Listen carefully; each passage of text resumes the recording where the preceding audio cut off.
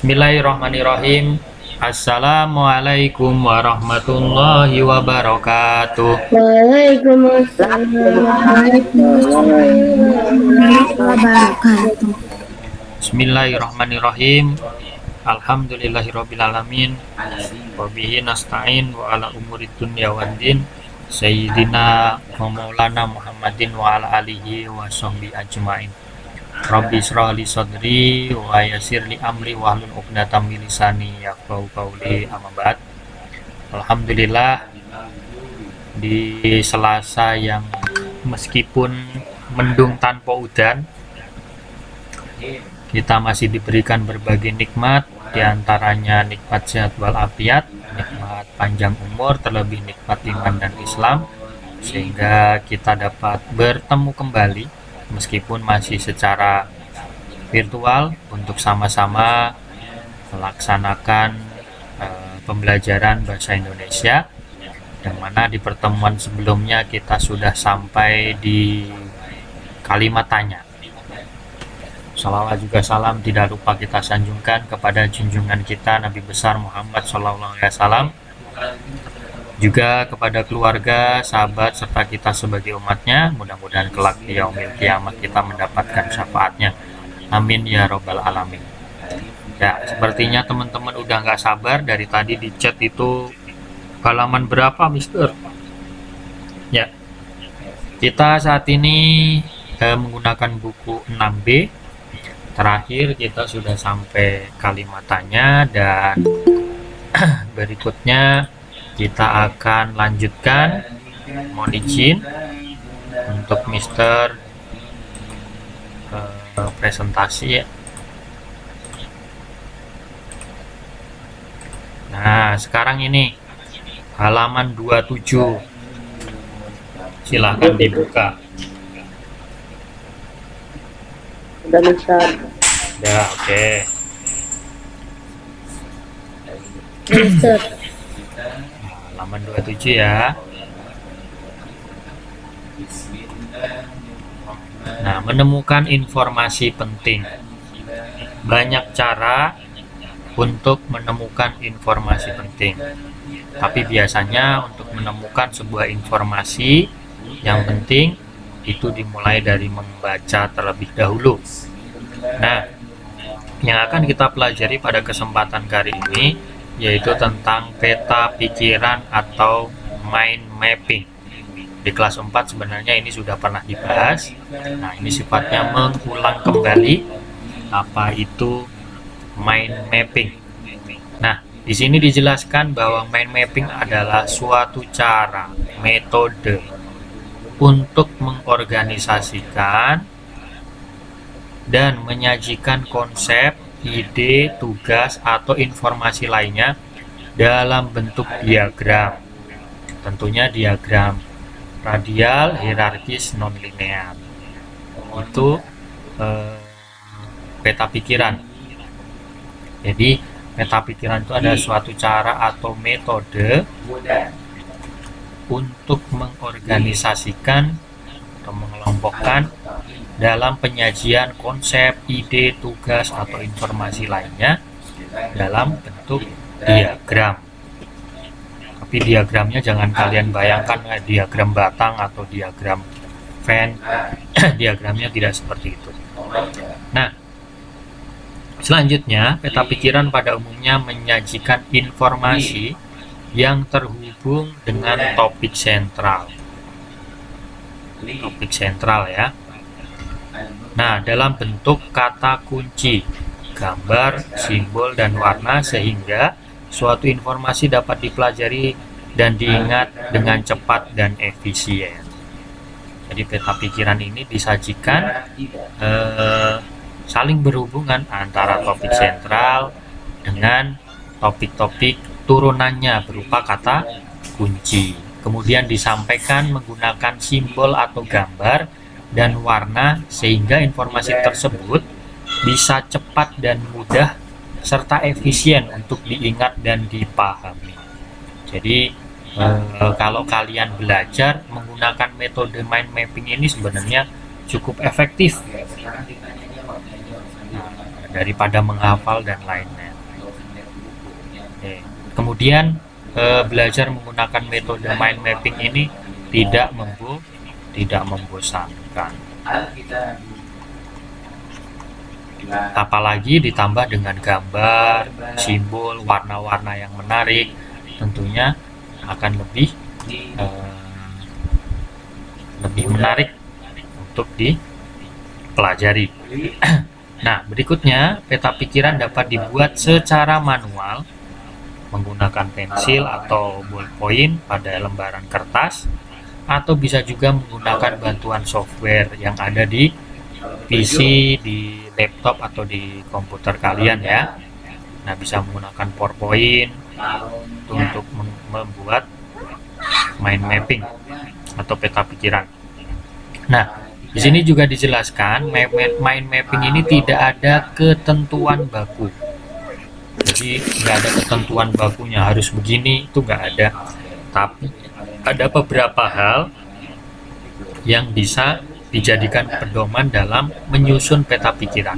Meskipun tidak ada patokan atau tidak ada pedoman bakunya, tapi ada pedomannya untuk menyusun peta pikiran. Khususnya pada saat menyusun peta pikiran secara manual. Yang pertama, itu mulai dari tengah untuk menentukan topik sentralnya, atau menentukan pohon yang dibuat dalam kertas kosong, bentuknya landscape disertai gambar berwarna. Jadi yang pertama tentukan topik sentralnya dulu,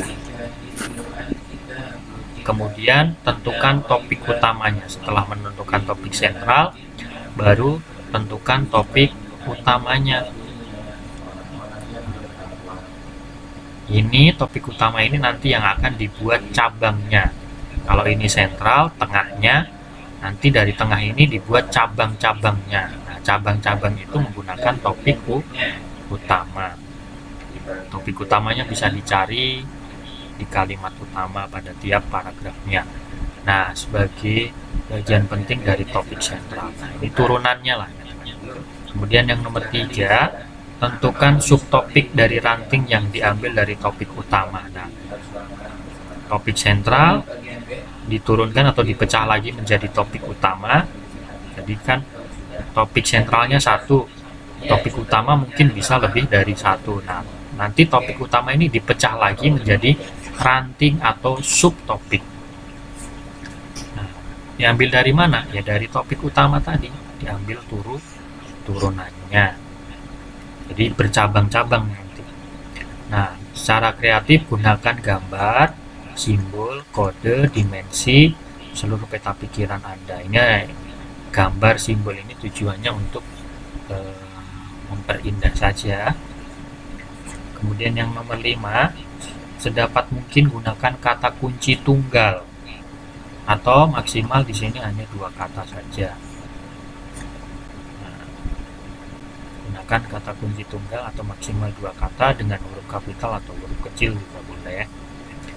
Kemudian yang nomor 6, gunakan garis lengkung. Nah, fungsi garis ini untuk menunjukkan hubungan antara topik sentral dengan topik utama dengan subtopik. Itu dihubungkan dengan bisa garis lengkung atau garis lurus juga bisa. Nah, di sini juga bisa menggunakan warna dengan ketebalan tertentu yang berbeda untuk masing-masing alur hubungan. Kemudian yang nomor 7 misalnya kembangkan peta pikiran sesuai yang diinginkan. Dan yang nomor 8 itu untuk memahami suatu teks Anda terlebih dahulu harus membaca teks. Jadi membaca teks terlebih dahulu, baru setelah memperoleh gambarannya nanti bisa dibuat peta pikirannya. Nah, itu beberapa pedoman yang bisa digunakan untuk menyusun peta pikiran, terutama peta pikiran yang dibuat secara manual. Nah, berikutnya, peta pikiran dapat digunakan untuk membantu kita dalam memahami sebuah materi, mengorganisasikan, memvisualisasikan materi, dan aktivitas belajar lainnya secara kreatif dan atraktif. Jadi seperti yang tadi sudah Mister bilang, kalau belajar menggunakan metode mind mapping ini sebenarnya lebih mudah dipahami. Berikutnya ini contoh mind mapping. Sentralnya ini jenis benda, turunannya ada logam, ada plastik, ada kayu, lalu ada karpet. Nah, ini turunannya. Ini sentralnya, ini topik utamanya ada 4, plastik, logam, karet, kayu. Kemudian logam nanti dicabang lagi berdasarkan sifatnya, berdasarkan gunanya. Dari sifat dan gunanya dicabang lagi. Ada yang kuat, keras, konduktor, mudah dibentuk. Kemudian dari guna atau kegunaannya untuk perhiasan, bangunan, bahan, alat rumah tangga. Itu seperti itu. Jadi dipecah-pecah lagi. Nah, di sini kan hanya menggunakan satu kata untuk lebih mempermudah kita dalam memahami. Begitu juga untuk yang karet. Sifat-sifat karet seperti apa, kegunaan karet untuk apa. Nah, ini kan dicabang pakai ranting-ranting seperti ini. Atau contoh sederhana misalnya seperti ini. Sentralnya hewan. Ini sentralnya. Kemudian dibagi lagi subtopiknya. Topik utamanya ini sentralnya hewan, topik utamanya misalnya mamalia. Ini unggas. Di sini amfibi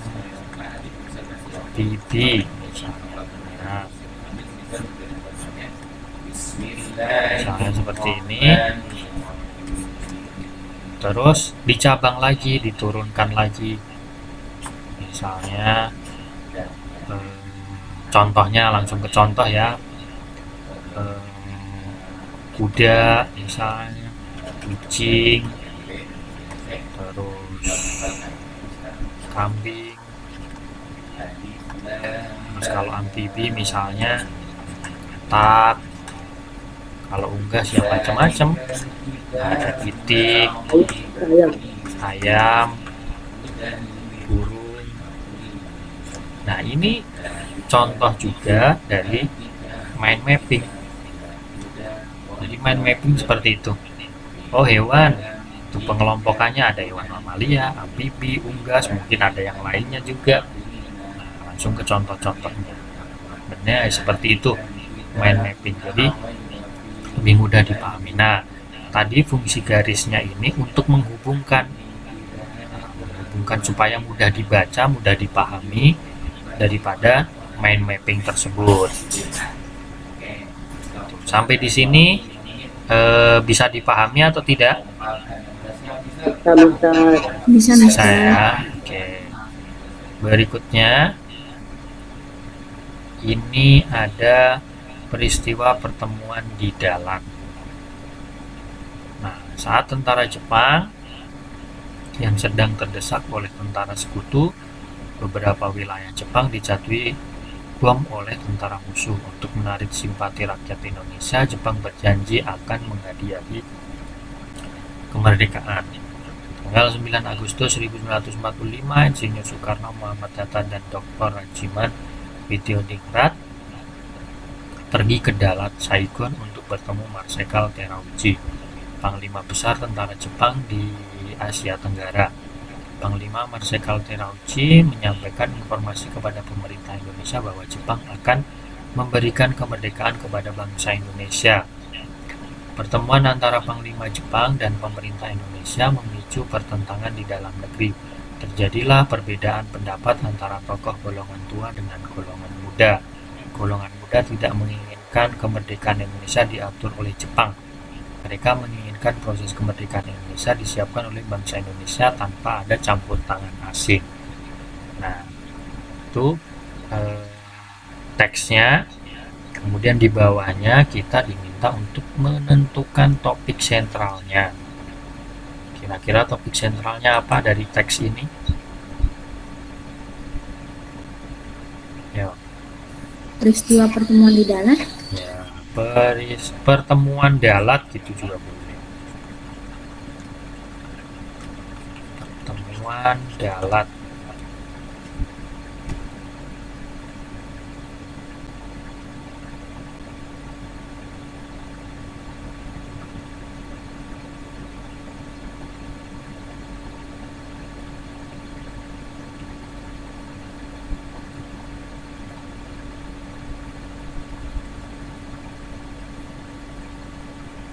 Terus kita, ini kan sentralnya, nanti yang ada di tengahnya, terus kita buat cabangnya. Cabangnya berarti di sini misalnya ada paragraf 1, paragraf 2, ada paragraf 3. Yang paling tidak cabangnya nanti ada 3. Terus cara untuk menentukan cabangnya bagaimana, atau topik utamanya? Kita cari topik utama dari paragraf 1 misalnya. Jepang berjanji akan mengajarkan kemerdekaan. Bisa. Jepang akan menghadiahkan kemerdekaan RI. Itu yang ke satu. Yang kedua apa? Yang ini.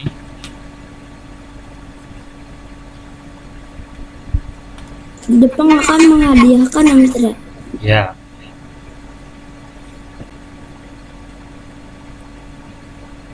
Yang kedua sih, kalau disingkat RI dan Jepang bertemu.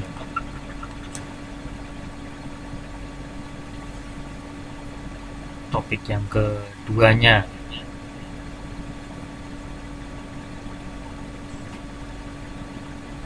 Topik yang ketiga di sini.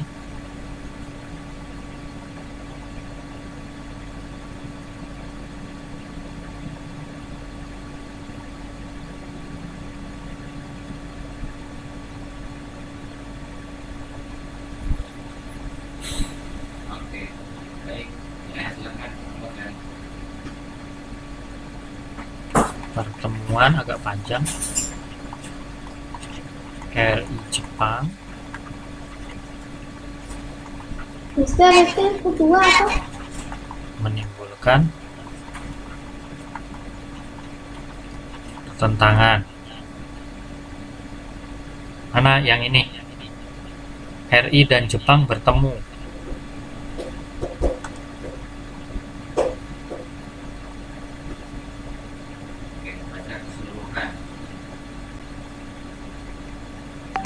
Yang ini pertemuan RI Jepang menimbulkan pertentangan.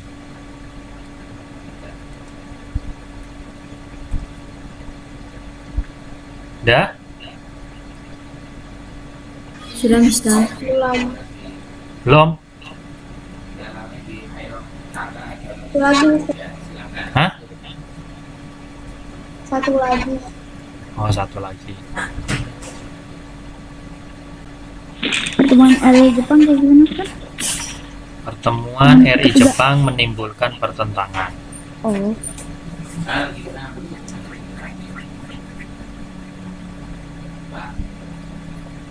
Nah, ini udah bisa dijadikan mind mapping. Sentralnya ini cabangnya 1, 2, 3.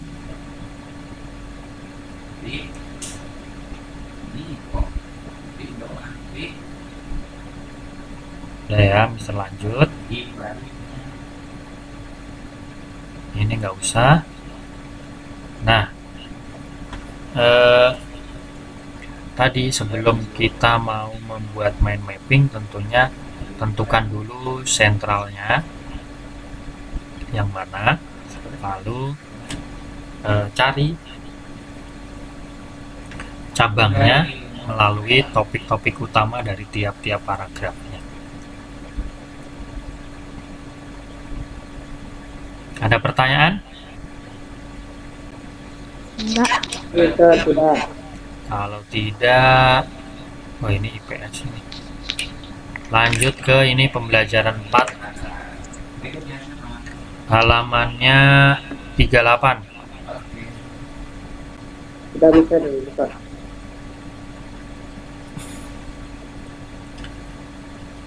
Kita agak ngebut ya. Jadi yang tidak memperhatikan resiko tanggung penumpang. Iya. Berikutnya halaman 38, kita akan membaca terlebih dahulu wacana. Mister bacakan aja, silahkan disimak baik-baik. Sejak pagi hari, halaman rumah di Jalan Pegangsaan Timur nomor 56 sudah sangat sibuk. Suwiryo selaku Wakil Wali Kota Jakarta tampak sibuk. Suhud, seorang anggota barisan pelopor, ditugasi untuk mencari tiang bendera dan menyiapkan bendera merah putih. Tiang bendera menggunakan sebatang bambu, sedangkan bendera merah putih dipersiapkan oleh Ibu Fatmawati yang dijahit sendiri olehnya. Lalu pada pukul 10 waktu Indonesia Barat, acara dimulai. Acara dibuka dengan pidato Insinyur Soekarno sebagai pengantar. Selanjutnya Insinyur Soekarno membacakan teks proklamasi yang telah ditandatangani oleh Insinyur Soekarno dan Dr. Andes Muhammad Hatta. Setelah pembacaan proklamasi dilakukan pengibaran bendera merah putih. Pengibaran bendera merah putih dilakukan oleh seorang mantan komandan PETA. PETA itu pembela tanah air, sekarang ya namanya TNI. Latif Hendro Ningrat dibantu oleh S. Suhud tanpa dikomando. Bersamaan dengan naiknya bendera merah putih, para hadirin mengumandangkan lagu Indonesia Raya. Lagu tersebut adalah ciptaan W.R. Supratman. Dengan dibacakannya proklamasi kemerdekaan bangsa Indonesia telah merdeka sejak tanggal 17 Agustus 1945. Kemudian berita tentang proklamasi kemerdekaan Indonesia ini segera menyebar ke seluruh Jakarta. Para wartawan dan pemuda mulai menyebarkan berita proklamasi kemerdekaan Indonesia ke seluruh penjuru tanah air. Penyebarluasan berita dilakukan melalui radio, poster, surat kabar, selebaran, bahkan dari mulut ke mulut. Berita proklamasi cepat meluas ke berbagai daerah, bahkan di luar negeri. Untuk mengabadikan peristiwa proklamasi kemerdekaan Indonesia di halaman rumah Jalan Pegangsaan Timur nomor 56, didirikan Tugu Proklamasi yang dibangun pada tahun 1946. Proklamasi mendapat sambutan yang luar biasa dari berbagai kalangan masyarakat Indonesia. Rakyat Jakarta yang dimotori oleh para pemuda dan wartawan mulai menyebarkan berita proklamasi itu ke berbagai daerah dengan bermacam-macam cara, antara lain dengan arak-arakan atau pawai di jalan-jalan. Nah, itu teksnya. Nah, sekarang di sini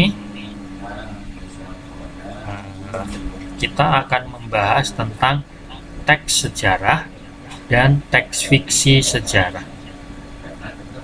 Nah, perhatikan, teks yang telah kamu baca di atas tadi termasuk teks sejarah.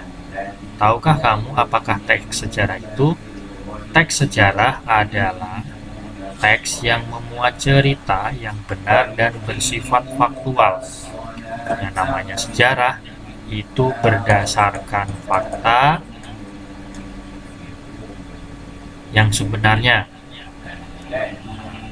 tokohnya, kemudian peristiwanya yang terjadi di dalamnya benar-benar ada dan pernah terjadi. Contoh selain tadi yaitu cerita atau contoh buku Habibie dan Ainun. Tokohnya beneran namanya Habibie dan Ainun, diambil dari kisah nyata. Film Jenderal Sudirman, Soekarno, dan film lainnya banyak ya. Lalu apa perbedaannya dengan teks fiksi sejarah, Mister? Teks fiksi sejarah adalah teks cerita fiksi yang mengambil latar belakang sejarah. Kalau kita kembali ke bahasa Indonesia kelas 4, teks fiksi adalah teks yang bukan sebenarnya. Nah, ini rekayasa. Nah, di sini juga dijelaskan teks fiksi sejarah adalah teks cerita fiksi yang mengambil latar belakang sejarah. Teks ini memuat cerita fiksi. Nah, di sini dijelaskan bukan sebenarnya, artinya rekayasa. Baik peristiwanya, tokohnya yang ada dalam teks fiksi sejarah ini hanyalah rekayasa. Namun, latar belakang sejarahnya menjadi bagian dari cerita tersebut. Contohnya, Battle of Surabaya, Naga Bonar Jadi 2, itu teks fiksi sejarah. Jadi bisa membedakan ya antara teks sejarah dan teks fiksi sejarah. Harus bisa membedakan antara ini dengan ini, harus bisa membedakan. Kita lanjut. Nah, kita lanjut ke kalimat tanya. Di pertemuan yang lalu kita sudah membahas tentang kalimat tanya. Dan di sini kita ngulang lagi. Nah, perhatikan perintahnya. Tulislah kalimat tanya dan jawaban hasil kita diskusi dalam peta pikiran di bawah ini. Jadi setelah kita membaca tadi teks peristiwa pembacaan proklamasi, kita diminta untuk membuat kalimat tanya. Di sini menggunakan kata tanya di mana, apa, siapa, mengapa, bagaimana, dan kapan. Kita mulai dari yang paling mudah terlebih dahulu ya. Apa? Menggunakan kata tanya apa? Yuk, coba. Apa?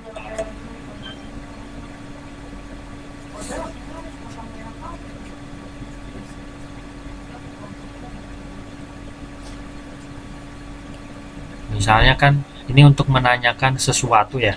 Apa yang dilakukan di Jalan Pegangsaan. Lakukan apa, Mister, tadi? Apa yang dilakukan di Jalan Pegangsaan Timur nomor 56 pada tanggal 17 Agustus 1945.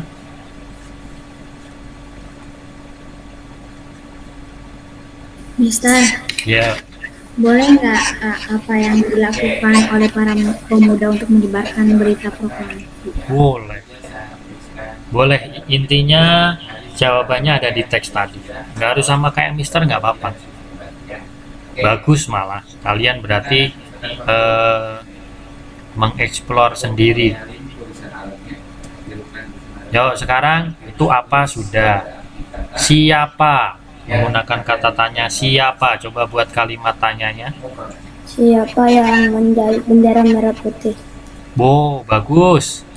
Siapa yang menjahit bendera merah putih? Ada jawabannya di teks tadi. Bagus. Oh, Terus, kalau siapa yang membacakan pidato? boleh. Ada jawab. Yang penting jawabannya ada di teks tadi. Terus, di mana nih? Gampang di mana? Banyak jawaban tempat di sini. Yuk, menggunakan kata tanya di mana? Di mana Presiden Soekarno membacakan teks proklamasi. Cakep. Di mana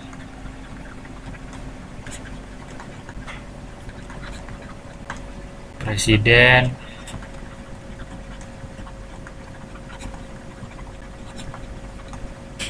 membacakan teks proklamasi.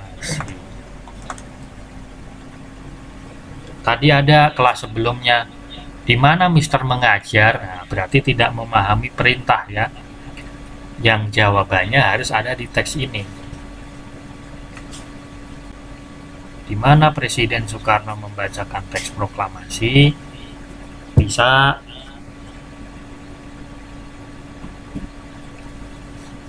sebenarnya kalau udah ketemu satu nih, udah bisa bikin satu, tinggal nyambungin aja. Sekarang mengapa?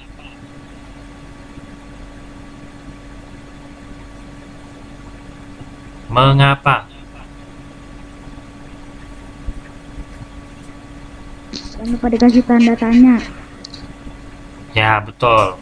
Oke. Kan kalimat tanya harus menggunakan tanda tanya. Diakhiri dengan tanda tanya. Mengapa? Mengapa dibacakan teks proklamasi? Mengapa? Jawabannya apa coba? Maksudnya mengapa harus dibacakan aja? Mengapa harus dibacakan teks proklamasi?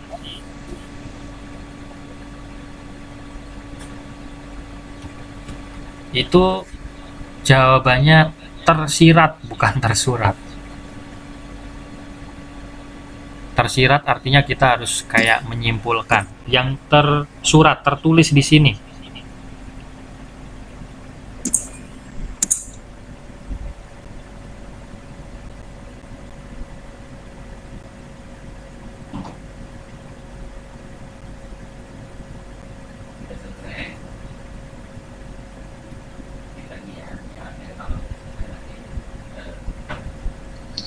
Mengapa Ibu Fatmawati menjahit bendera merah putih?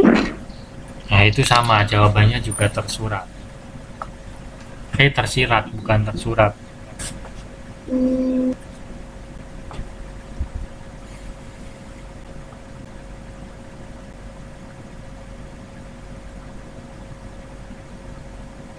Mengapa?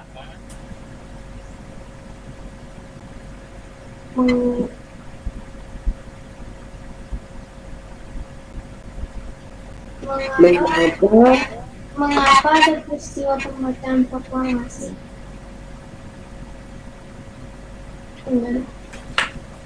Nih, mengapa harus dilakukan melalui dibangun Tugu Proklamasi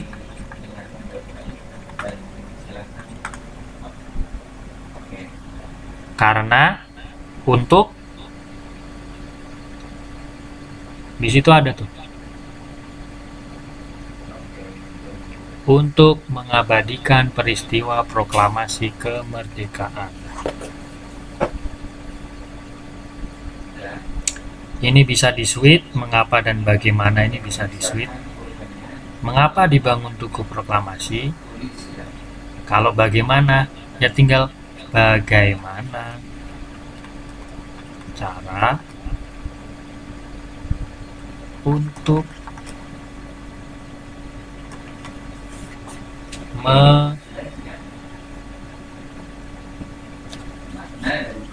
mengabadikan peristiwa proklamasi dengan cara dibangun Tugu Proklamasi. Ya, ini kan cuman kebolak-balikannya.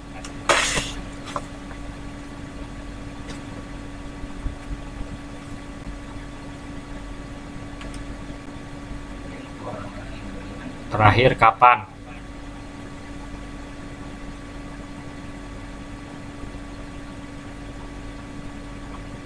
Ustaz.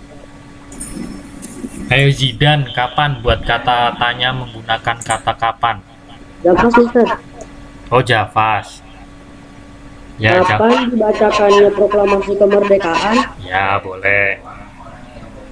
Kapan peristiwa atau dibacakannya peristiwa proklamasi kemerdekaan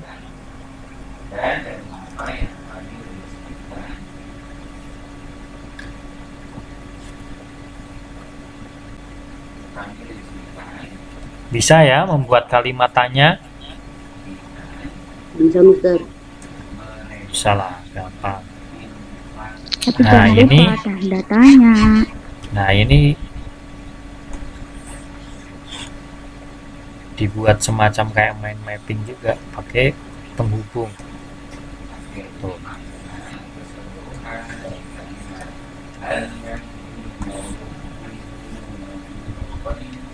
Selanjutnya, ini ada bacaan. Coba sekarang kalian buat sendiri. Mister bacakan ya. Peringatan HUT RI ke-73 di Atambua, Provinsi Nusa Tenggara Timur kemarin dihebohkan oleh seorang siswa yang memanjat tiang bendera. Siswa kelas 7 SMP Negeri Silawan, Kecamatan Tasifeto Timur, Kabupaten Belu, Nusa Tenggara Timur tersebut memanjat tiang bendera karena tali pengikat bendera merah putih tersangkut pada saat upacara peringatan Hari Kemerdekaan. Berkat usahanya, bendera merah putih bisa dikibarkan di upacara 17-an kemarin. Tidak ada seorang pun yang menyuruhnya memanjat tiang bendera tersebut. Tindakan itu dilakukan karena hanya ingin melihat bendera merah putih berkibar saat upacara HUT Kemerdekaan RI di Motaan. Padahal saat itu ia sedang istirahat di tenda P3K karena sakit perut. Mengapa? Menpora mengapresiasi tindakan siswa tersebut dan menganggapnya sebagai pahlawan yang berjuang agar merah putih tetap berkibar di daerah perbatasan Indonesia dengan Timor Leste. Karena keberaniannya, bocah memanjat tiang bendera itu diundang menghadiri pembukaan Asian Games oleh Menpora. Itu bacaannya. Hah? Diundang. Enak banget diundang. Kenapa Jafas? Enggak Mister itu. Kata Jafas enak banget diundang ke Asian Games. Nah, ya, karena dia heroik. Sebagai apresiasi diundang, sebagai penghargaannya diundang untuk menghadiri pembukaan Asian Games. Sekarang Mister minta kalian masing-masing buat sendiri kata kalimat tanyanya menggunakan kata tanya apa, siapa, kapan, di mana, mengapa, dan bagaimana. Kalau saya itu siapa yang menyuruh orang itu membajak tiang bendera tersebut? Jawabannya tidak ada. Bisa, boleh. Jawabannya harus ada di sini ya. Silakan dibuat. Mister kasih waktu 5 menit. 5 menit ya, nanti Mister. Ini kan jam 11:20. Nah, 5 menit lagi, 5 menit sisanya nanti kita bahas ini. Yo, silakan dibuat. Nanti Mister tunjuk. Ya, Kita itu ya. Oke. Menggunakan kata tanya apa? Apa yang dilakukan siswa memanjat tiang bendera? Apa yang dilakukan? Siswa memanjat tiang bendera merah putih. Boleh. Apa yang membuat peringatan HUT RI ke-73 di Atambua Provinsi Anjar dihebohkan? Ya, bisa. Ada lagi?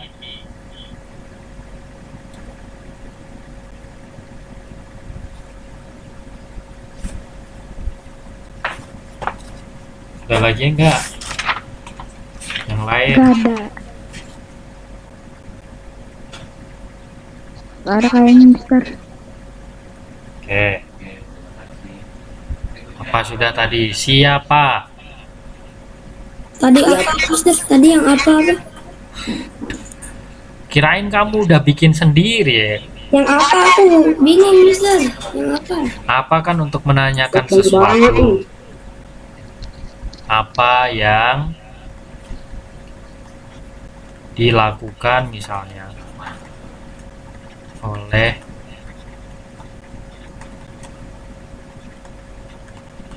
SMPN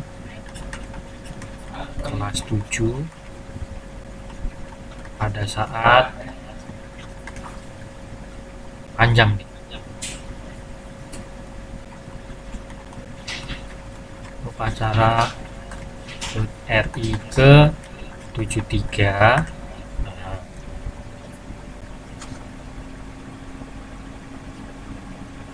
Sekarang dengan kata tanya apa, Mister? sekarang siapa? Apa aku? Yo, Ayo Mika. Dapat. udah Saya. Javas gantian. Saya. Ya, Siapa yang menyuruhnya untuk memanjat tiang? siapa yang menyuruh? Tidak ada. Ya, bisa. Yang lain. Siapa yang mengundang siswa ke acara pembukaan Asian Games? Bagus. Siapa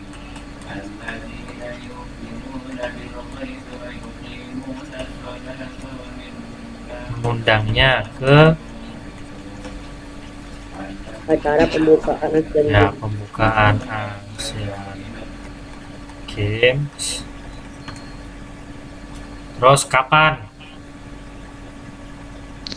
Kapan peristiwa itu terjadi? Ya, bisa. Kapan peristiwa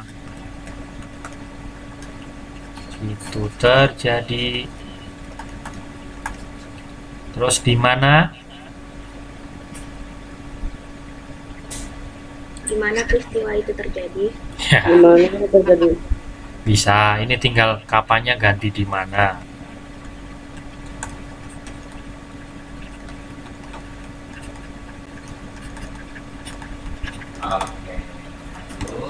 Mengapa? Ini yang agak susah. Mengapa siswa itu memanjat tiang bendera? Karena mau membentuk. Bisa, bagus. Mengapa siswa tersebut memanjat? Tapi kalau saya, mengapa Asian Games mengundang bocah memanjat tiang bendera? Bisa. Bukan Asian Games yang mengundang. Mengapa Menpora mengundang? Bukan Asian Games yang mengundang ya. Diperbaiki. Iya. Asian Games kan acara, masa mengundang? Terakhir bagaimana? Bagaimana cara Menpora mengapresiasi siswa tersebut? Samanya atau siapa ini barusan? Bagus jawabannya. Itu Ustaz. Jawabannya juga sama kayak gitu. Ya, bagaimana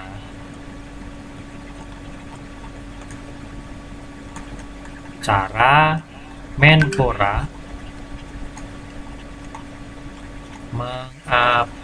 mengapresiasi siswa tersebut?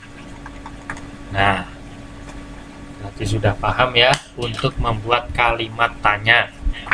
Silakan bukunya ditandai, dilipat untuk bahasa Indonesia sampai di sini. Itu dokumen udah saya catat itu, Mister. Ya, kita akan lanjutkan lagi di pertemuan yang akan datang ya. Terima kasih untuk hari ini. Oh ya, sebelum berakhir, Mister konfirmasi kembali, Ahmad Jevano sudah ada?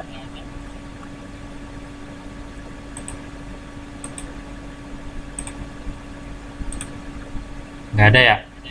Terus Emily? Nggak ada juga. Ferdi? Nggak ada juga, berarti 3 yang nggak ada ya. Baik, Emily terima ada, kasih. Mister. Emily. Hah? Jidan apa? Emily ada nggak, Mister? Nggak ada, makanya Mister tanya ada nggak Emily? Itu nggak ada kayaknya.